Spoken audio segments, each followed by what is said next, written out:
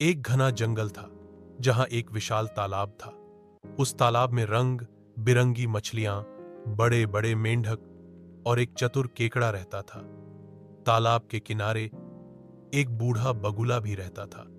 समय बीतने के साथ वह बगुला इतना बूढ़ा और कमजोर हो गया कि उसके लिए मछली पकड़ना मुश्किल हो गया।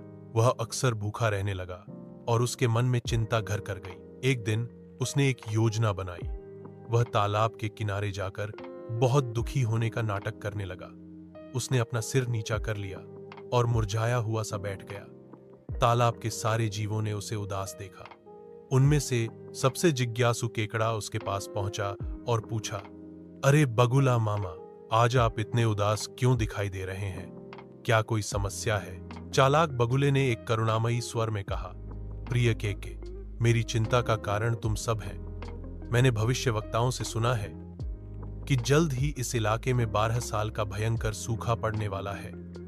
इस तालाब का सारा पानी सूख जाएगा और हम सब मारे जाएंगे। मैं तो बूढ़ा हो चुका हूं। मेरी मृत्यु से मुझे डर नहीं, लेकिन तुम सबकी सोचकर मेरा दिल दहल जाता है। यह सुनकर केकड़ा तुरंत तालाब में वापस गया और सभी मछलियों और मेंढकों को यह बात बताई। सभी जीव डर गए और घबराकर बगुले के पास पहुंचे।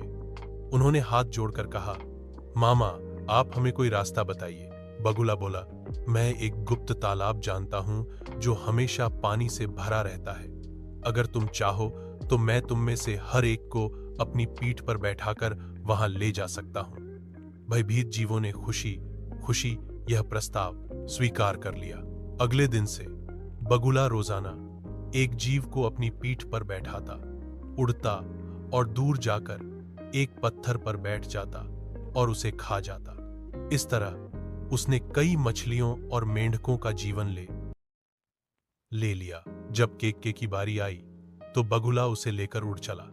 रास्ते में केके ने नीचे जमीन पर मछलियों और मेंढकों की हड्डियों का ढेर देखा। उसे तुरंत सब कुछ समझ में आ गया।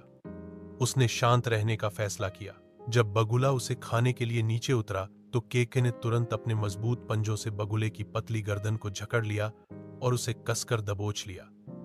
बगुला तड़पने लगा और जमीन पर गिर पड़ा। केके ने बिना दया दिखाए उसकी गर्दन तोड़ दी और फिर धीरे धीरे चलकर तालाब में वापस आ गया। वहां पहुंचकर उसने सभी को पूरी कहानी सुनाई। कहानी की सीख। इस कहानी से हमें 2 सीख मिलती है। पहली, दूसरों की मुसीबत का फायदा उठाने वाले का अंत बुरा होता है। दूसरी, बुद्धिमानी और सतर्कता से किसी भी संकट से बचा जा सकता है।